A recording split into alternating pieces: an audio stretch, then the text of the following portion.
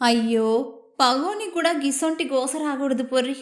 ఆఖరి తూరు నా ఇంట్ల నన్ను ఒక్క 10 నిమిషాలు కూసోనియ్యురు అని ఎట్లా ఏడుస్తుందో సూడురి.